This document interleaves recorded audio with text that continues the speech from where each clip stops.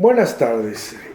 Esta tarde tenemos sin duda alguna un tema contemporáneo que forma parte de estos conversatorios que produce el Instituto de Investigaciones Históricas respecto a temáticas actuales que tienen una raíz, que tienen un antecedente, dijéramos, de años para atrás. El tema que hoy nos ocupa es el cambio climático y pueblos indígenas. En esta ocasión contamos con la participación de la licenciada Angélica Ayala. Ella se forma en la Universidad Autónoma del Estado de Morelos y actualmente es pasante de estudios mesoamericanos por la Universidad Nacional Autónoma de México. Nos acompaña la maestra Josefa Sánchez Contreras. Ella se forma originalmente en Sociología en la Universidad Autónoma Metropolitana, actualmente es doctorante del posgrado de Estudios Mesoamericanos en esta Universidad Nacional, y queremos señalar que ella es investigadora zoque originaria de San Miguel Chimalapa en Oaxaca. Finalmente tenemos al doctor Alejandro Fujigaki Lares, que es postdoctorante por la Universidad Nacional Autónoma de México. Él estudió la licenciatura en Antropología Social y en la actualidad él estudia el ritual, las cosmogonías, poblaciones amerindias, etc. Bueno, buenas tardes. ¿Cómo les va? Bueno, pues tenemos sin duda alguna un tema muy contemporáneo que se refiere precisamente a estos. Pues es un viejo debate en relación a lo que se pretende, lo que han pretendido en siglos pasados hacer gobiernos estatales, gobiernos municipales en la formación del Estado mexicano, y cómo a lo largo de por lo menos la época republicana, bueno, pues hay una serie de enfrentamientos, no solamente hablamos del siglo XXI, hablamos del siglo XIX y siglo XX, donde los, dijéramos, comunidades en diversos estados de la Federación se oponen a ciertos, pues dijéramos, ciertos cambios, ¿no? Gente, por ejemplo, José Vasconcelos, que nos hablaba acerca de que el elemento indígena era una especie de bruma que todo lo obstaculizaba, porque esa era su palabra, digamos que todo lo permeaba en esta sociedad mestiza que quería que se fuera construyendo a lo largo del siglo XX. Bueno, sin duda alguna, vale la pena reflexionar en cuáles son los problemas actuales entre estos afanes de los gobiernos mexicanos, nacionales, estatales, locales, por hacer una serie de modificaciones, y cuáles son las actitudes, cuáles son los problemas, cuáles son las categorías de estudio, todos ustedes que son académicos en estos temas, y me gustaría, pues saber qué es lo que piensan de ello. Bueno, yo creo que el tema del cambio climático, ¿no?, y pueblos indígenas, pues ha ido justamente desde hace varios siglos de la mano, y creo que hay un punto pues que resaltar, ¿no?, en el sentido del desarrollo, la palabra desarrollo y el proceso del desarrollo de los pueblos indígenas, como en esta idea evolutiva, ¿no?, que siempre se trata de ver como el progreso y estos cambios y transformaciones de alguna manera como para avanzar, ¿no? La pregunta sería, pues, ¿hacia dónde y para qué, ¿no? Porque justo lo que planteaba, pues, Vasconcelos era, pues yo incluso lo llamaría también como una forma de erradicar, ¿no?, ciertas formas autónomas, formas organizativas de los pueblos indígenas, ¿no? En esta última parte que hablas tú del cambio climático, ¿qué pudiéramos decir en relación a ustedes dos? ¿Qué quisieran abundar? Bueno, podemos entender que el cambio climático es dicho brevemente, es esta forma que a partir de 1998 se crea un grupo de la ONU que justamente va a definir las técnicas y las mediciones científicas respecto al impacto antropogénico del hombre en el clima, ¿no?, en el mundo. De ahí también ese impacto va a ser negativo principalmente, que van a ser las modificaciones sobre el clima, sobre el agua, sobre las tierras. Y en principio el punto fundamental va a ser el calentamiento global, el aumento de la temperatura y el calentamiento global que va a modificar entonces el clima, los ciclos hídricos, las formas de relación también con el alimento, con los ecosistemas, y eso va a tener un impacto directamente en la vida cotidiana, ¿no? O sea, este impacto es de una escala sin precedente, el impacto antropogénico a nivel global va a ser sin precedente, y estos impactos si bien son globales, tienen cosas específicas, ¿no? Locales en todos los lugares. Aparte del cambio climático, hay otro término novedoso que está del 2016 para acá, que es el del antropoceno, ¿no? Que es, el cambio climático se refiere específicamente al clima, y el antropoceno va a llevar estos argumentos de la toxicidad del ser humano para el mundo de manera mucho más amplia, y los geólogos en este Congreso Internacional de Geología van a determinar una nueva era geológica que es el antropoceno, ¿no? Y que va a ser y donde el cambio climático es un elemento más, se suma a la extinción de especies masivas, una sobrepoblación sin precedente, también una explosión demográfica sin precedente, urbanización descontrolada, falta de agua. Digamos, la extinción de las especies que estamos viviendo ahorita solo es comparable a hace 65 millones de años, solo para darnos una idea.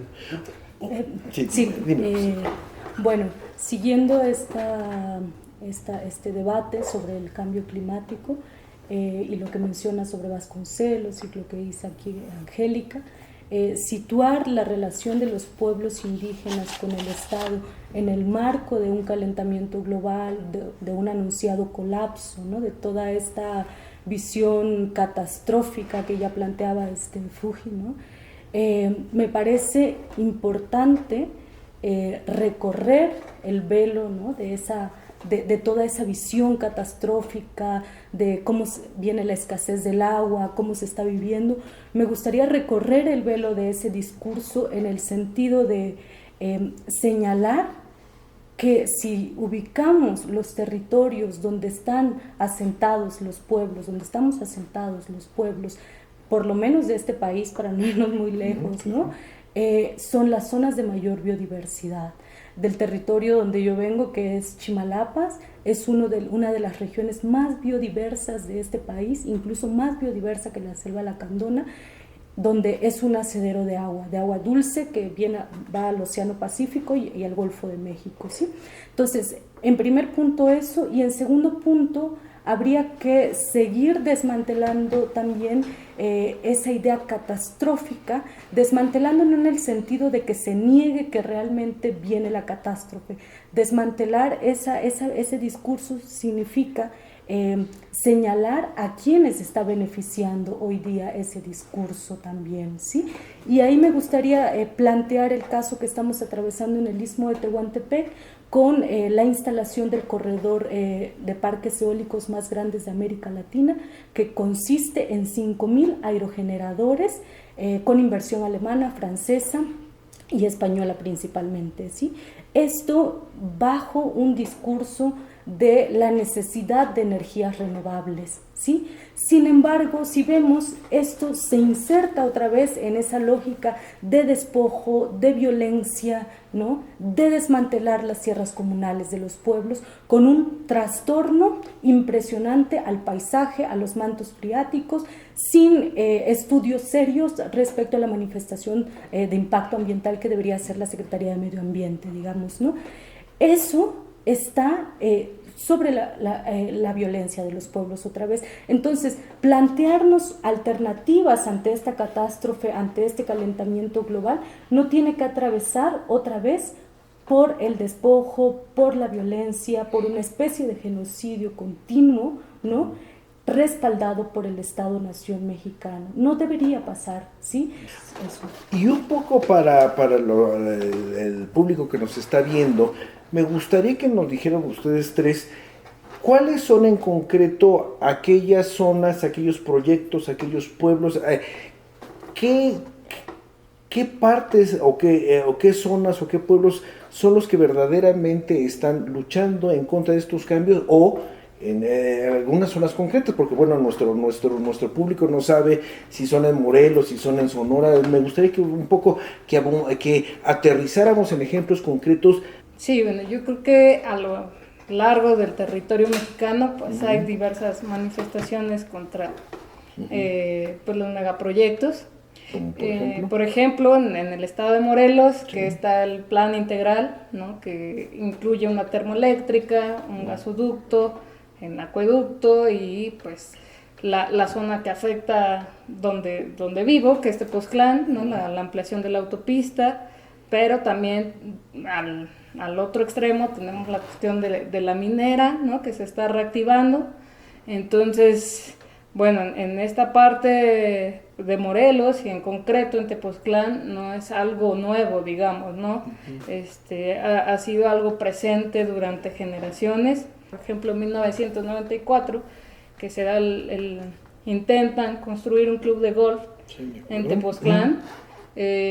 Bueno, todo el pueblo se organizó y después de 25 años podemos decir que esa resistencia dio frutos, ¿no? Ahora recién han hecho la restitución de las 280 hectáreas y que ese pues es un logro y es una forma de decir también al público que nos está viendo que de pronto esas manifestaciones y esas resistencias pues son por cuestiones muy, muy concretas que tienen que ver más bien con cuidar el espacio donde vivimos, y eso implica pues saber valorar lo que tenemos, ¿no? Desde el agua, desde los árboles, los cerros, y que en este sentido de pronto el Estado lo ha visto como algo pues negociable, ¿no? Digamos, y para los pueblos tienen otro simbolismo, ¿no? Y eso es importante mencionarlo, ¿no? Sí, en el caso de usted que menciona de Tepoztlán, me consta, yo lo he visto, bueno, se acabaron con muchos árboles verdaderamente grandes, pero han seguido avanzando paulatinamente cada vez, no quiere decir que pase todas las semanas, pero cada vez que voy, la carretera se va avanzando, y ya realmente queda pegada a Tepoztlán, ¿no? En fin. Y algunos otros problemas. Sí, bueno, sí. quieran. Para continuar con el tema del corredor de parques eólicos más grande de América Latina, el istmo que se ubica en el istmo de Tehuantepec, Oaxaca, que está justo en la parte más estrecha de este país, que conecta al Golfo de México con el Océano Pacífico, ¿no? Es un territorio donde actualmente está contemplado también el tren interoceánico, el corredor interoceánico que le llaman, ¿no? Del cual se tiene poca información. Hay algunos datos ahí que mencionan la remodelación de los puertos, ¿no? Esto implicaría el cambio de uso de suelo, el trastorno del paisaje, de la biodiversidad, ¿no? Etcétera, que no se está informando. O sea, son proyectos que no se están informando como tal cual a las comunidades, ¿no? Y sin duda alguna el tema del Istmo de Tehuantepec es un tema, ahora sí, histórico y de tiempos republicanos. O sea, piensen ustedes todos los afanes estadounidenses por controlar el Istmo de Tehuantepec. Lo tenemos en las negociaciones en la época de Benito Juárez, en la época de Santa Anna, donde quién da más por ese corredor. O sea, sin duda alguna sigue dándose desde la época de Santa Anna hasta los intereses actualmente de estas grandes corporaciones que producen energía, ¿no? Pues cómo van a modernizar o cómo van a cambiar esa fisonomía y qué tipo de uso se le da. Hay una cosa también, hay un texto muy bueno de Eckhart Boege sobre pueblos indígenas y biodiversidad en México. Ahí tenemos un buen mapa, se lo recomiendo mucho para poderlo revisar. O sea, como justamente la pregunta que haces es, más bien le preguntaría yo al público, ¿dónde ustedes están viendo estas formas extractivas y racionales en su comunidad? Porque estamos seguros que podemos estar en todos lados. O sea, esa manera de sustraer el agua, la manera de que a través del pretexto del desarrollo económico se hagan desarrollos turísticos. Yo trabajo en la Sierra Tarahumara, con los rarámuri de allá, ¿no? Ahí hay casos emblemáticos que es justamente desarrollo a través de la industria forestal, para despojo de las tierras, los gasoductos, ¿no? El gasoducto Topolobampo, los planes turísticos de 2.000 millones de pesos para la Sierra Tarahumara hacia los cañones de los paisajes, el aeropuerto, lo vemos en la Sierra Tarahumara, lo vemos desde Baja California. Las crisis políticas más importantes vienen por crisis ecológicas y los conflictos ecológicos van a generar las crisis políticas más importantes. Bueno, y aquí habría, en relación a lo que decía el doctor Fujía aquí, valdría la pena reflexionar en algo que hace la crítica contra la postura de usted. Dice, bueno, sería, si los pueblos, las comunidades en una región determinada se niegan a que estas grandes corporaciones puedan hacer estos cambios, la respuesta, se los pregunto, con ustedes como especialistas, pudiera darse en que sean las propias comunidades y no la gran compañía internacional la que pueda manejar eso, porque dice, bueno, si no lo hace la comunidad en este mundo globalizado, en este mundo de la gran rapiña del capital, si no lo hacen ellos, lo hacemos nosotros. Se pudiera dar esas modificaciones desde la propia comunidad, o sea, que la comunidad pueda cuidar ese entorno para un cambio, pregunto.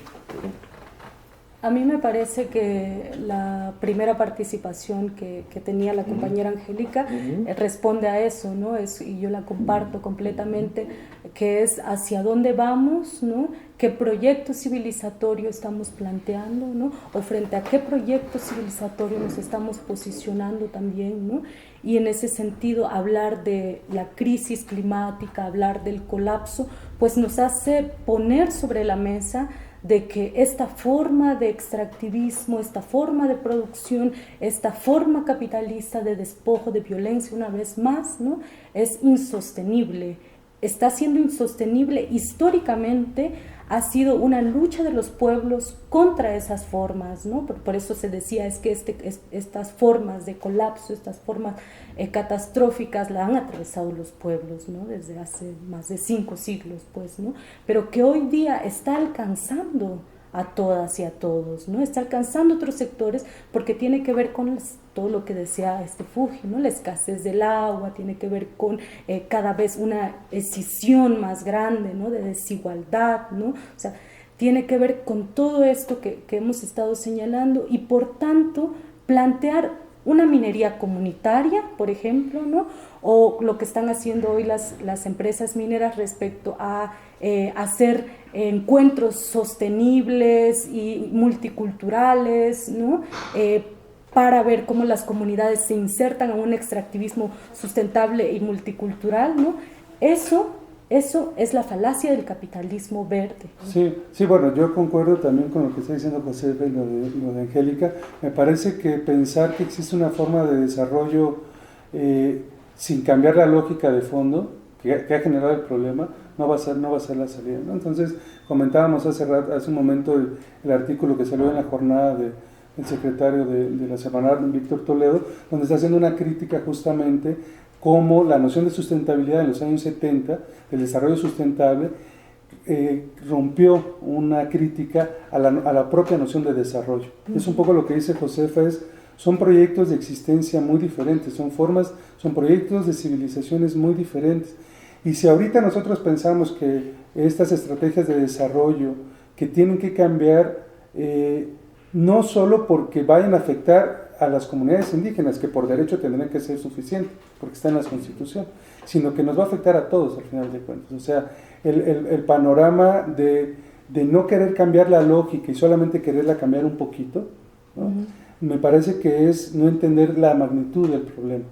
Hay muchas posibilidades y muchas estrategias. El punto está en que nos cerramos a que necesariamente tenga que haber un tipo de desarrollo centralizado. Y tal vez eso es lo que se tendría que poner a debate, ¿no? O sea, porque si no ponemos eso a debate, lo que vamos a hacer es solamente alargar un poco, ¿no? O sea, es como, ok, limpiamos por aquí, pero eso se va a acumular, ¿no? Y yo diría, ahorita la palabra Angélica, que más allá de problemas muy concretos en zonas, lo que hemos podido apreciar desde la sociedad mexicana es que hay genuinamente un temor de los mexicanos en general a las acciones de los gobiernos.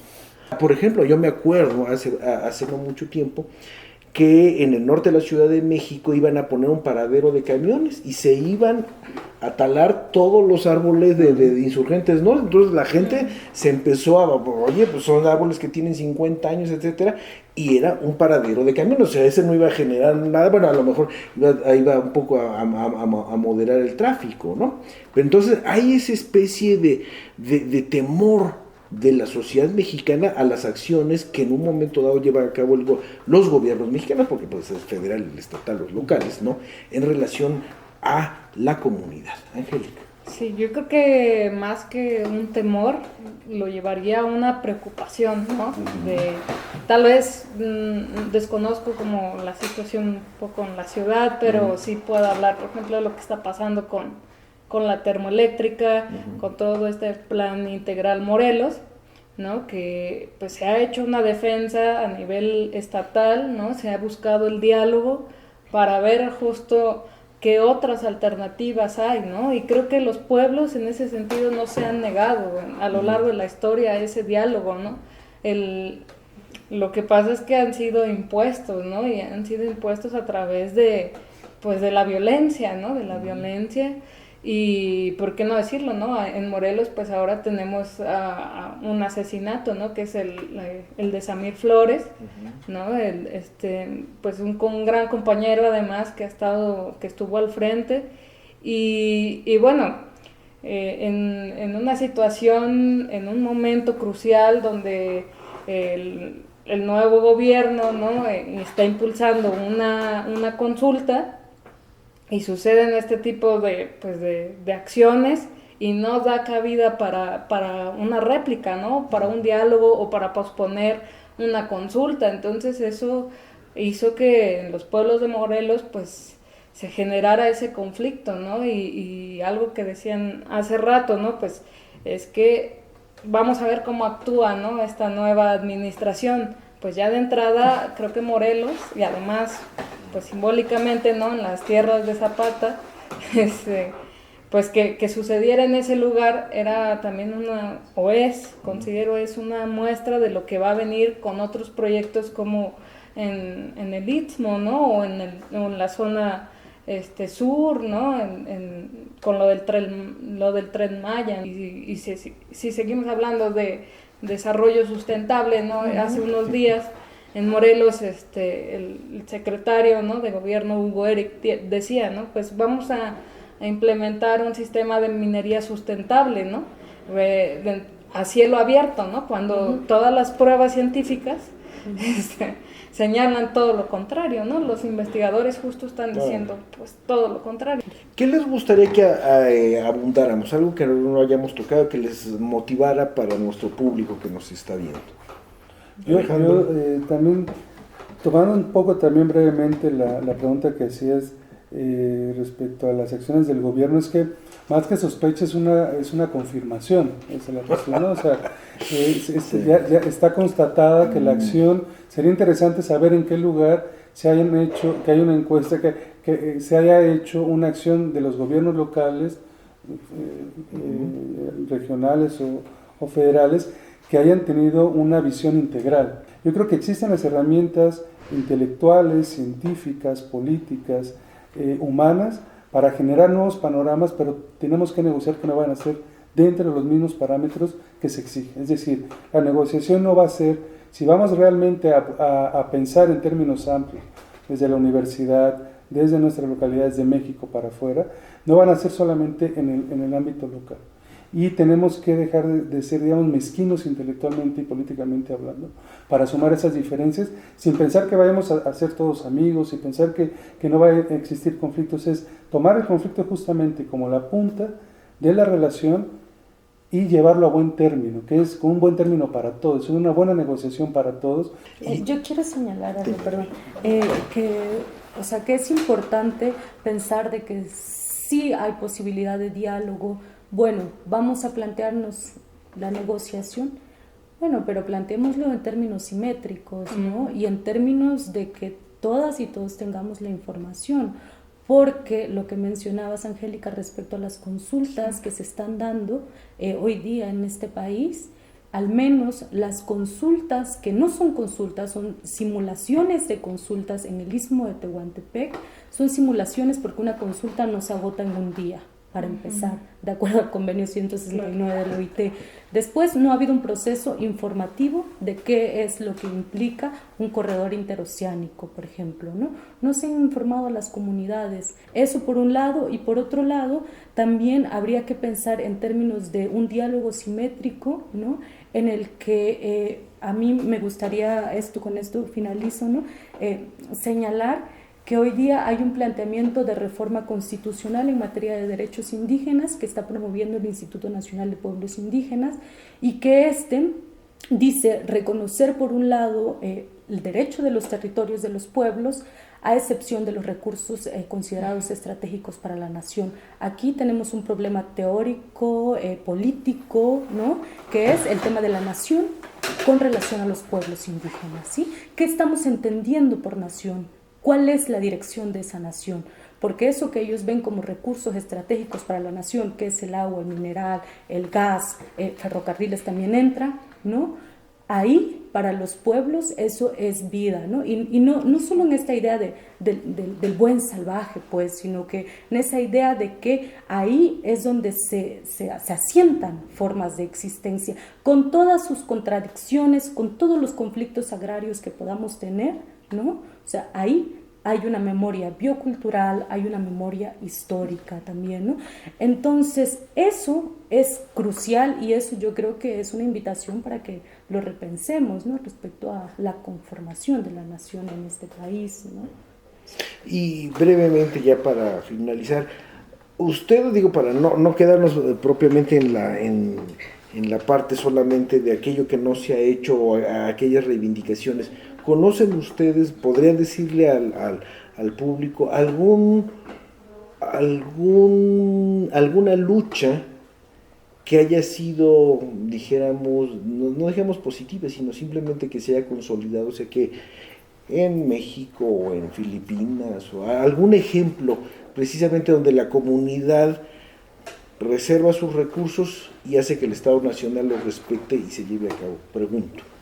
Bueno, brevemente. Como mencionaba al inicio, pues creo que ahí Tepoztlán recién da una lección, ¿no? En ese sentido, después de 25 años de resistencia, el hecho de que la Suprema Corte de Justicia dijera no va al club de golf y además pues tienen la restitución de las 280 hectáreas, ese para nosotros como tepoztecos es un logro, ¿no?